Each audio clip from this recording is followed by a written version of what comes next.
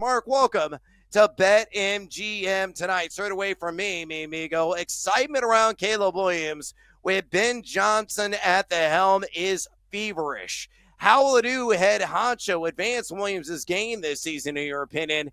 And on a scale from 1 to 10, with 10 being the highest, what's your feeling on the sophomore passer tossing at least 25 touchdowns this season? Oh, wow. The chances of him throwing pretty good, probably. Wouldn't you have him for last? I think he had 18 touchdown passes last year, so a 7 TD jump on a scale of 1 to 10. I would say I would put him down for a 6. I'm gonna give him a 6 for that. And as far as the jump that he can take, well, I mean, considering that he, last year was a weird season for Caleb Williams. I think that there was a lot of ups and downs. I'd say more downs than ups, but he definitely had excuses because of the bad infrastructure he had around him. So Ben Johnson appears to be the adult in the room that Caleb Williams has been needing.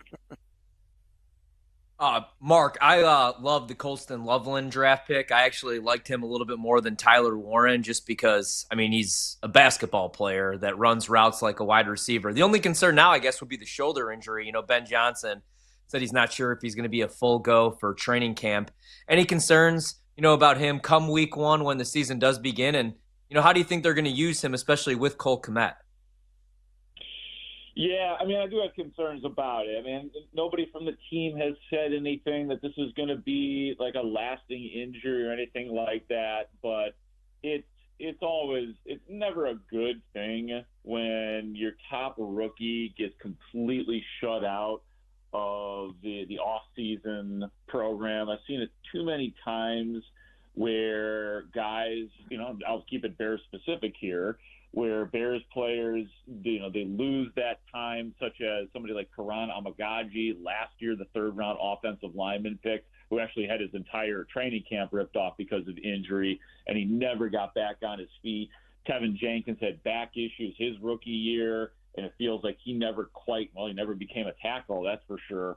I think back to even somebody like O'Reilly Ridley, who was selected by the Bears in the 4th round at one point in time, missed the off-season program, and then never recovered. And I'm not putting Colston Loveland with those guys, but just answering the question, yeah, it's something that I've been saying out loud on the score, whenever Colston's name has come up throughout the off-season program. It sucks that he has missed that so far, just considering what he represents and how good of a player he could be. And, yeah, honestly, I was surprised by the pick. I thought it was going to be Tyler Warren, but I have been, my eyes are open on Colston Loveland. I don't know if he was the better pick, but he certainly is worthy of being picked where he was, and he fits in with the Bears very nicely.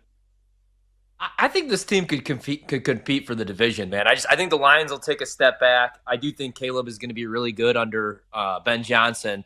But I guess my concern would be the defense, especially after Eberflus got fired. I think there was 5 straight games where they gave up 30-plus points. Do you think this defense is talented enough to win double-digit games or at least compete for a wild card spot? Man, I tell you what, Ryan, they should be better, but yeah, I still don't have a guy on the Bears defense where I look at it and I can comfortably look at it and say, yep, no doubt about it, I'm penciling Montez Sweat in for 10 sacks. That's just not something I feel confident in doing at this point. Even with Dayo Odangbo, who they pay, who the free agent from Indianapolis, I can't look at Dayo Odangbo and say, because I don't think he's ever had double-digit sacks in a season, but they paid him to be a defensive end. So there's a little bit of projecting, a little bit of hoping when it comes to these guys. Can the Bears use Odangbo slightly differently than the Colts did? Obviously, a big move by the Bears was getting Grady Jarrett here. That's on the inside, so that will help. Hopefully you have a 3 technique, and maybe you've got somebody in waiting, too, in the drafting of Shamar Turner, the 2nd-round defensive lineman out of Texas A&M. Javon Dexter could take the next step forward. So you're projecting and hoping and depending on a lot of that. Putting TJ Edwards more in the middle at linebacker help with your situation, and TJ Edwards more on the outside as opposed to what they had been doing in the past. You will have, by the way, a big part of the Bears' problems last year, I'm convinced, was Jaquan Brisker missing over half the season, and he was a big part of what they did on the run game and the pass game. So he'll be back. So hopefully it'll be better. But I think you're right to question the Bears defense until we see it in motion and we see what Dennis Allen can do with this group.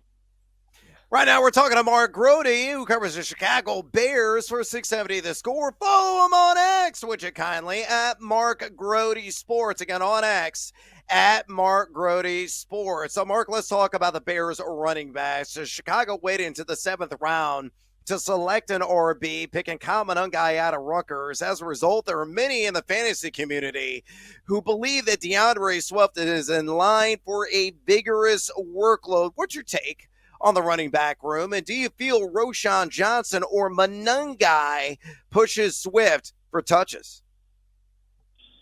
Yeah, it's interesting because they pulled up short in the draft at the running back position. I mean, according to people that I talked to and others, they definitely were desirous of upgrading the running back room in the earlier rounds, and obviously they get Monangai in the 7th round. So they're going to bat, at least right now, with what they got. And you're asking specifically about the workload of DeAndre Swift. It's going to be interesting, man. I mean, because, look, you can't have home runs at every single position. Ben Johnson, the Bears head coach, worked with DeAndre Swift in Detroit. Obviously, it was on his watch that Swift left Detroit. They eventually drafted Mark Gibbs and then signed David Montgomery. So to them, they were upgrading over DeAndre Swift. So I think we have some idea of how Ben Johnson felt about him, and that is that he doesn't not like him, but I don't think he looks at him as a star. But it is going to be – that's part of one of the tasks for Ben Johnson and his offensive staff, his young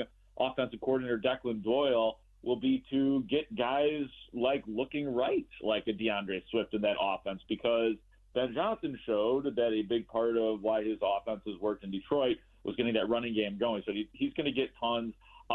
The Roschon question is a great one too. Look, the Bears were not happy with Roschon last year, but some of that was with, again, the way he was used and the coaching staff and the play calling and everything that went into the season last year. So I do think that he gets a fresh start with a skeptical eye. And I still think that somebody like Roschon is going to get more carries than Kyle Monangai, unless Monangai is a revelation as a 7th-round pick. Yeah, interesting. It's something I'm going to keep my eyes peeled on during Chicago Bears training camp coming up later in July this month. We got to get you out of here in about, give me about 30 seconds on this. Put your money where your mouth is, Mark. Over or under 8.5 wins for the Bears this season. It's plus money, plus 115 on the over currently at BetMGM. I'm going to go on the over. I did the record exercise. I did come up with 9 wins for the Bears, so I'm not exactly whizzing past the over/under mark right there, or the over. But that's what I got for the Bears this year. I think it's still going to, as good as Ben Johnson is, I think it's going to take some time. Ryan mentioned the defense as well. That we'll see if that's in place. And too many questions for me to go too far over 9 games, Brad. Oh, man.